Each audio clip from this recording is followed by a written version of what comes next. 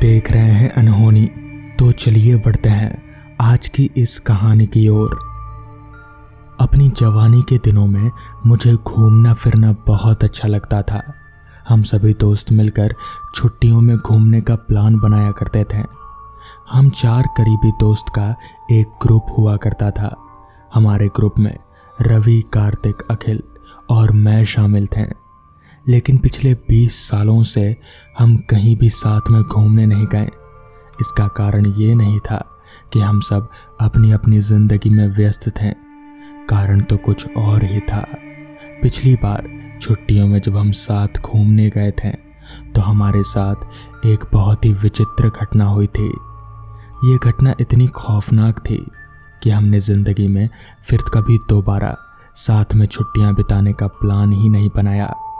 हालांकि 20 साल बीत चुके हैं, फिर भी जब जब मैं हमारे पिछले हॉलिडे ट्रिप के बारे में सोचता हूँ तो मेरे रोंगटे खड़े हो जाते हैं। पिछली बार हम छुट्टियों में कैलाशपुर के जंगलों में घूमने गए थे। रवि कैलाशपुर का ही रहने वाला था और उसी ने हमें ये सुझाव दिया था। हम सबको ये सुझाव पसंद आया और हम खुशी खुशी अपने अपने घरों से निकल पड़े। लेकिन हमें क्या पता था ये हमारा आखिरी हॉलिडे ट्रिप होने वाला था। ट्रेन में एक लंबी यात्रा करने के बाद हम कैलाशपुर पहुंचे। जब हम कैलाशपुर के छोटे से होटल में पहुंचे तब तक शाम ढल चुकी थी। रात का खाना खाकर हम जल्दी सो गए क्योंकि हमें अगले दिन सुबह ही कैलाशपुर के जंगलों के लिए निकलना था। लेकिन हमेशा की तरह हमारे अलार्म क्लॉक ने हमें धोखा दे दिया। हमें कुछ समझ नहीं आ रहा था कि अलार्म क्लॉक खराब कैसे हो गया था, या हम में से ही किसी ने नींद में उठकर उसे बंद कर दिया था। हाँ, ये ज़रूर था कि अलार्म सही समय पर बजा नहीं और हमें वक्त का पता नहीं चला। हमें तो होटल के वेटर ने उठाया जो हमारे लिए नाश्ता लेकर आया था। हम जल्दी से नहा धोकर तैयार हुए और जंगलों की तरफ निकल पड़े। पूरे दिन जंगलों में घूमकर हम बहुत थक गए, लेकिन फिर भी हम सब बहुत खुश थे। अब शाम हो चुकी थी और सूरज डूबने वाला था, इसलिए हमने वापस जाने का फैसला किया। जैसे ही हम वापस जाने के लिए मुड़े, अखिल को एक पुरानी गुफा नजर आई। चलो दोस्तों, अखिल ने बड़े उत्साह के साथ कहा। जाकर देखते हैं कि उस गुफा के अंदर क्या है। पागल हो गया हो क्या? मैंने कहा। वो गुफा बहुत पुरानी है, हो सकता है ढह जाए और हम उसके अंदर ही मर जाएं। कायर मत बनो अमर, अखिल ने मुझे घूरते हुए कहा। खतरों से खेलने में तो मज़ा आता है, चलो दोस्तों मेरे साथ आओ। लेकिन रवि और कार्तिक ने भी अखिल की बात नहीं मानी। ठीक है फिर मैं अकेला ही चला जाता हूँ, कहकर अखिल पाँव पकड़ता हुआ गुफा के अंदर चला गया। हम सब काफ़ी देर तक गुफा के बाहर उसके आने का इंतज़ार करते रहे। गुफा के बाहर अखिल का इंतज़ार करते हुए हर गुजरते पल के साथ हमारी दिल की धड़कनें तेज होती जा रही थी। हम उसकी सुरक्षा की प्रार्थना कर रहे थे और मन ही मन ये सोचकर पछता रहे थे कि हमने उसे क्यों जाने दिया। थोड़ी देर बाद हमने उसे बाहर आते देखा और चैन की सांस ली। देखो मुझे गुफा के अंदर क्या मिला। अखिल ने मुस्कुराते हुए हमें एक नीले रंग का छोटा सा रत्न दिखाया। ढलते सूरज की किरण में जब उस रत्न पर पड़ी तो उसमें से एक अजीब तरह की नीली रोशनी फूट पड़ी। उस विचित्र प्रकाश को देखकर मेरी रूह कांप गई। इसे वापस वहीं रख दो, मैंने अखिल से विनती की। मुझे कुछ ठीक नहीं लग रहा अखिल, तुम पागल हो क्या अमर? अखिल ने उस रत्न को धीरे से अपने बैग में रखा और अच्छी तरह से बैग बंद कर दिया और कहा, यह रत्न बहुत कीमती लगता है, हो सकता है इसे बेचकर हमें काफ़ी सारा पैसा मिले। चलो अब जल्दी से वापस चलते हैं। अंधेरा हो चुका था, इसलिए हमने ज़्यादा बहस करना ठीक नहीं समझा और हम अपने होटल की तरफ चल पड़े। एक मिनट रुको ज़रा। जब हम जंगल के छोर पर पहुंच गए तब अखिल ठिठक कर रुक गया और उसने कहा, क्या तुमने वो आवाज़ सुनी? कैसी आवाज़? मैंने पीछे मुड़कर अखिल को देखा। पायल की झंकार की आवाज़? अखिल ने बड़ी उत्सुकता से चारों तरफ देखा ये मजाक का टाइम नहीं है। मुझे उस पर गुस्सा आ रहा था। वैसे भी काफ़ी देर हो गई है, हमें जल्दी वापस जाना चाहिए। नहीं नहीं, मैं मजाक नहीं कर रहा। अखिल ने मेरी बात का विरोध किया। मैं काफ़ी देर से ये आवाज़ सुन रहा हूँ। मुझे ऐसा लग रहा है कि कोई हमारा पीछा कर रहा है। चलो वापस चलते हैं अखिल। मैंने उसका हाथ पकड़ा और खींचते हुए ले गया। हमें अपने होटल जल्दी से जल्दी वापस पहुंचना होगा। होटल पहुंचकर हमने गर्म पानी से नहाया और खाना खाकर जल्दी सो गए। कोई दरवाज़ा खटखटा रहा है कहकर अखिल ने मुझे जगा दिया। मैंने अपनी आंखें खोली और घड़ी की तरफ देखा। आधी रात का वक्त था। मैं ध्यान लगाकर सुनने लगा, लेकिन मुझे रात के सन्नाटे में गूंजती झींगरों की आवाज़ के अलावा और कुछ भी सुनाई नहीं दिया। बाहर कोई नहीं है अखिल, मुझे नींद आ रही है। मुझे नींद आ रही थी, इसलिए मैंने आंखें बंद की और मैं सो गया। अमर, क्या तुम्हें वो आवाज़ नहीं सुनी? थोड़ी देर बाद अखिल ने मुझे फिर उठा दिया। कैसी आवाज़ यार? मैं नींद में बड़बड़ाया। अरे पायल की झंकार। अब तुम दोबारा शुरू मत हो जाओ अखिल। मैंने अपने हाथ जोड़कर कहा। देखो मैं बहुत थक गया हूँ और मुझे बहुत नींद आ रही है। ठीक है, मैं देखता हूँ, मैंने अखिल को कहते हुए सुना और मैं दोबारा सुन गया। बर्फीली हवा का एक झोंका आया और मेरी आंख खुल गई। मैंने देखा कि कमरे का दरवाज़ा खुला पड़ा है। मैं अपने बिस्तर से उठा और मैंने चारों तरफ देखा। मुझे अखिल कहीं भी नजर नहीं आया। फिर मैंने घड़ी की तरफ देखा। सुबह के 3 बज चुके थे। मैं खुले दरवाजे से होते हुए कमरे से बाहर निकल आया। मैंने देखा कि अखिल इस कड़ाके की ठंड में बिना कोई गर्म कपड़े पहने जंगल की तरफ जा रहा था।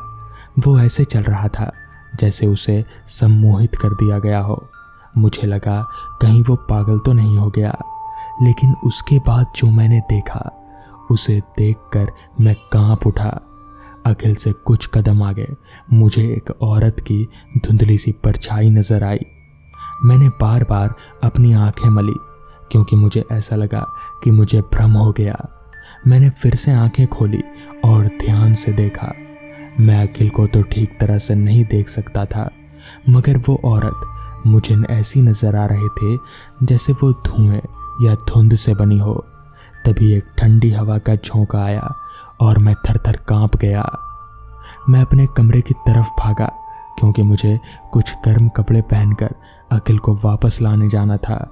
लेकिन जब तक मैं कुछ गर्म कपड़े पहनकर वापस आया, अखिल और वो औरत दोनों जा चुके थे। मैं डर के मारे ठंड से कांपने लगा। मैंने अपने कमरे के बगल वाले कमरे का दरवाज़ा खटखटाया जहां रवि और कार्तिक सो रहे थे। हमने होटल के चौकीदार को भी बताया कि हमारा एक दोस्त गायब है। उसने आसपास के कुछ लोगों को इकट्ठा किया और हम सब अखिल की खोज में निकल पड़े।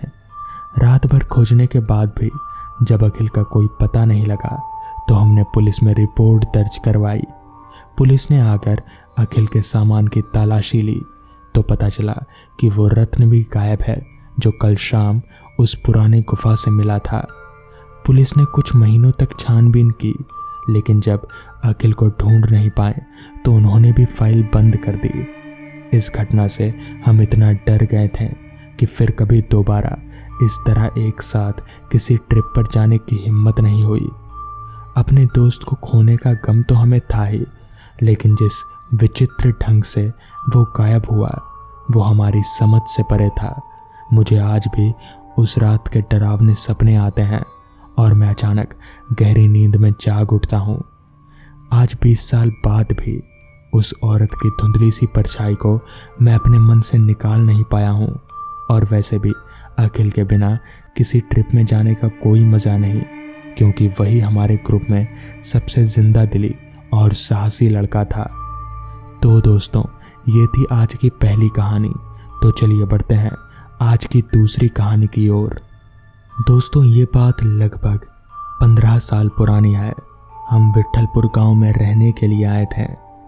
ऐसे में यहाँ एक किराए के मकान में रहने वाले थे। पिताजी की नौकरी के लिए हमें हमेशा नई नई जगह पर जाकर रहने का मौका मिला। मेरे पिताजी शिक्षा विभाग में कार्यरत थे। नया गांव, नए लोगों से मिलने का अवसर मिलता। ये गांव भी कुछ बहुत बड़ा नहीं था। बीच में गांव और आजू बाजू सारे खेत थे। गांव हाईवे से कुछ 4 मील भर की दूरी पर था। सभी यहाँ किसानी करते थे। यहाँ एक स्कूल था जिसमें मैंने दाखिला लिया। ये स्कूल गांव से बाहर था, खेतों के बीचों बीच ही था। हम जब से गांव में रहने आए हैं तब से भूतों के बारे में काफ़ी बातें सुनी है, पर कभी देखा नहीं है, इसलिए हम भी उसको मजाक में सुन लेते हैं। अब ठंड चालू हो गई थी। छोटा गांव होने के कारण लोग जल्दी खा के सो जाते थे। कुछ लोग रात को आग जलाकर रखते ताकि घर को गर्म रखा जा सके। वैसे उस वक्त स्मार्टफोन नहीं थे और ना ही इंटरनेट था। लोगों के पास टीवी के अलावा कोई दूसरा साधन नहीं था। वो अमावस की एक रात थी। हम भी जल्दी खाकर सोने जा रहे थे, तभी बाहर शोर सुनाई दिया। लोग खेतों की तरफ भागने लगे। हम भी पीछे गए। तभी हमारा घर मालिक आया और बोला, गांव में कोई गहरा संकट आने वाला है। इस पर पिताजी बोले, क्यों, क्या हुआ है वहाँ? इस पर घर मालिक बोला, आप लोग पढ़े लिखे लोग हो, आप लोग नहीं समझ पाओगे, विश्वास नहीं होगा आप लोगों को। तभी वहाँ किशन राम आया। किशन राम घर मालिक के खेतों पर काम करता था और वो आकर बोला, पुजारी ने सपने में कुछ देखा और सारे गांव का चक्कर लगा रहा है। सारे गांव को मंत्रों से बांध दिया है उसने। मेरी तो नींद ही उड़ गई।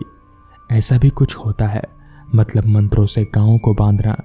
सुनने में अजीब लगता है, लेकिन बाहर आकर देखा तो ना मानते हुए भी यकीन करना पड़ा। देखा कि दूर खेतों में से जलती आग जा रही थी। सब लोग डरे हुए थे, न जाने कल क्या होने वाला था। हम सब वापस घर तो लौट आए, मगर मन में एक अजीब सा सवाल था कि आखिर पुजारी को ऐसा क्यों करना पड़ा। सुबह जब सब मंदिर गए तो मैं भी गया। मंदिर के दरवाजे पर देखा पुजारी लेटा पड़ा है। उसकी तबीयत कुछ खास बढ़िया नहीं थी। सब लोगों ने पुजारी से पूछा कि उसने ऐसा क्यों किया, तो उसने कहा कि कल रात उसने सपने में कुछ ऐसा देखा जो शायद नहीं देखना चाहिए था। गांव में बहुत बड़ा संकट आने वाला था, मगर पुजारी के मंत्रों से बांध देने के कारण वो संकट टल गया। दरअसल वहां पिशाचों की एक सेना आ गई थी। ये सुनकर मैं तो दंग रह गया कि भला ऐसा भी कुछ हो सकता है, पिशाचों की सेना।